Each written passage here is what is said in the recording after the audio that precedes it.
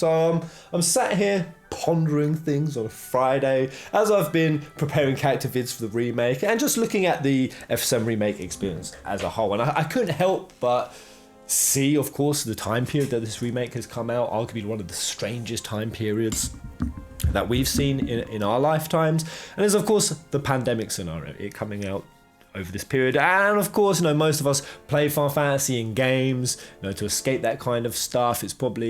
You're probably exhausted with the amount that you hear it, and my channel is something that you just go to get away from that kind of thing. But I do want to bring it up because there is a scary amount of similarity and parallels to the themes that Final Fantasy VII Remake, and even since 1997, has been trying to tell us. And one of those huge themes is highlighting the flaws of humanity, the things that we've neglected up until this point. Now, whether that's the environment, the plight of the working poor, allowing corporatism to run rife, and just arguing even between ourselves at time that it's normal, this is the way the system is, the structure is. Now, I love that in the 7 remake, you actually see people arguing for Shinra, that they're a necessity, they're making the world a better place, even when things about the planet being killed, people going to the posters and saying, this is bullshit, the same kind of ridiculous arguments that we're seeing today. And I'm not trying to be all doom and gloom and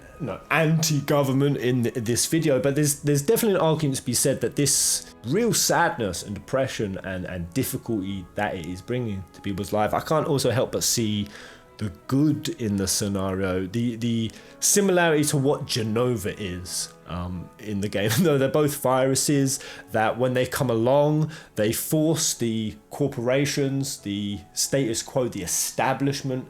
It's the only thing that forces them to address the things and work with the people that up until this point they've been neglected. In the case of FF7, it's Cloud and Barrett and the gang. They represent the working class. And we look at Advent Children, look at how Rufus and the gang have to work with them to beat this virus. They have to cooperate, they have to set aside their differences to confront this new joint threat that they're experiencing.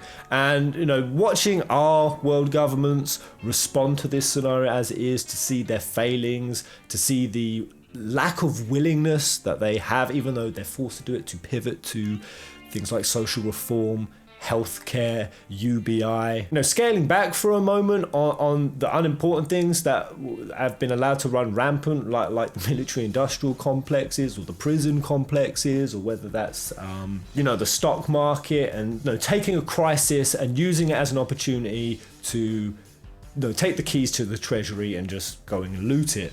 We've seen that situation, and we've seen the outrage that's caused in people, in the public, the conversation that it is creating. I don't want to say it's bordering on a revolution just yet, but in a lot of countries, that's the kind of state it's getting to. And then we start seeing arguments of doing things forcefully or passively, terrorism like Barrett, or activism more like Tifa would promote, especially when we see the numbers. We've been seeing so many numbers for so many weeks. It's depressing as hell, so I've been staying away from it a bit. But when you see numbers of 80 or 90 or 100,000 in certain countries and across the world, dying and being critically unwell, it's so easy to do exactly what Barrett kind of does in the game, and President Shinra, is see those as numbers, and see those as just a necessary part of the process. Sacrifices have to be made, and that's all well and good, and we've seen that kind of viewpoint from people. But it's all well and good, and this is what I love about Tifa's role in the game, is it's all well and good to look at it like that until it's someone until it's someone who is close to you. That's the only way that meaningless number that we see so often suddenly has value, when it's a person who had value to you. And if the measure of a person's value of a person's life isn't based on just that, the worth and love and meaning that they have to someone else, then what else is the worth? Is it really your bank account? And to see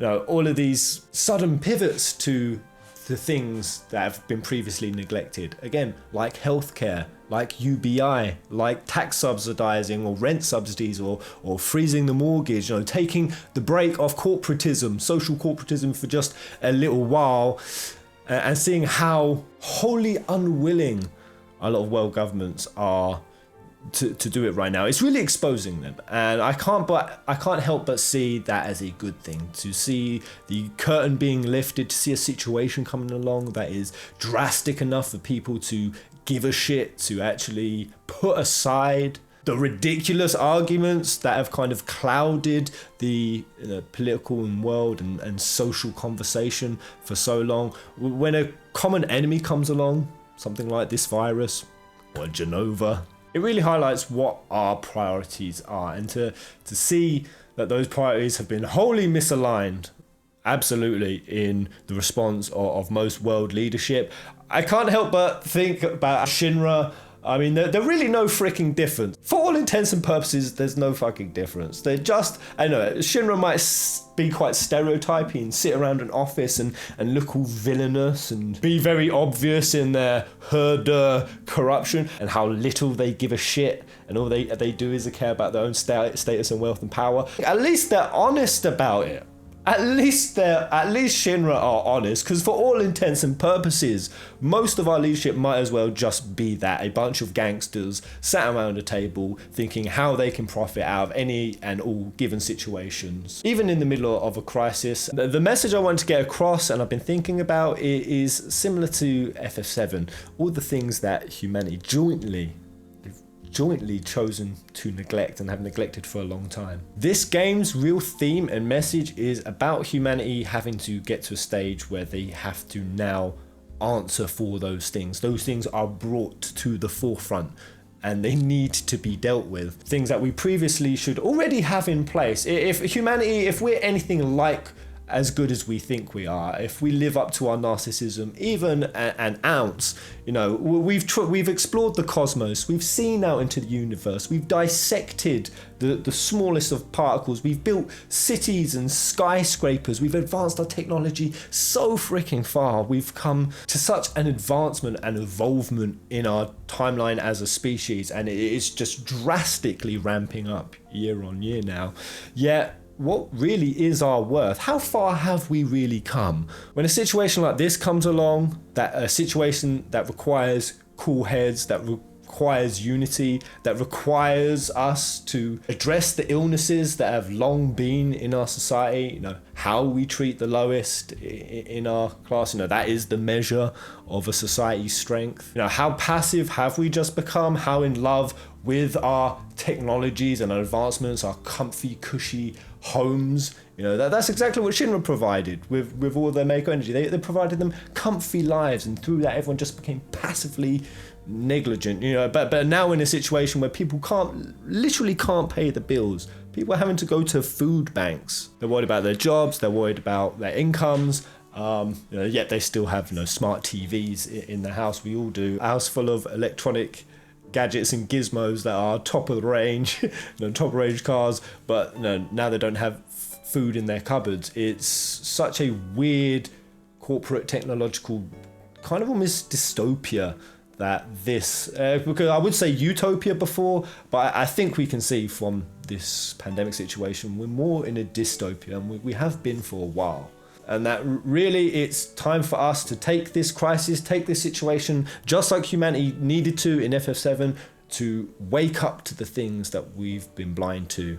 Mother Nature, she be biting back now, and that's our time to look at that and to understand our relationship with it, to understand the impermanence of this structure that we've built up, and to see just how corrupt at its root it really is. And I think that is possibly only going to be a positive thing. Who knows? It's weird to think if any real difference will come about, and again, I got Advent Children, a big catastrophe came along. That version of humanity had a literal miracle play out in front of them. The live stream came and saved the planet. But by Advent Children, they'd gone more or less back to just the samey same. What reflection does the fantasy messaging of the themes in FF7, what relevance do they still have to us now? What mistakes are we making that are being made, and I said that, oh, at least Shinra are, they're at least gangsters in plain sight. They don't even try to hide it. That's not even really true. We have literal gangsters in power and leadership now, and they're very clearly gangsters. They're not hiding it. Everyone freaking knows. I say everyone, I mean, there's so many who are just willfully choose not to see it, but it's not even that subtle anymore. And I think the only way through it, similar to FF7, is exactly the way Tifa sees it, is to see the value in every single life. It may not have value to you, but it has value to someone else, and that is value. That's the only metric of value, and that needs to be respected and not sacrificed at the expense of a structure that we've come to just accept as the norm, as the status quo. There is another direction, and if we can't respond to this situation, well, I think that FF7 is way more relevant than it ever has been. And not even just stopping at the virus situation. It's got to go further. It's got to be like FF7, addressing things like the planet, things like the wastefulness, things like the disregard and the disrespect that we show to all of the other things that exist in this universe, that we are not above, not better than, not superior to, we are equal with, we are one with, we are reliant upon.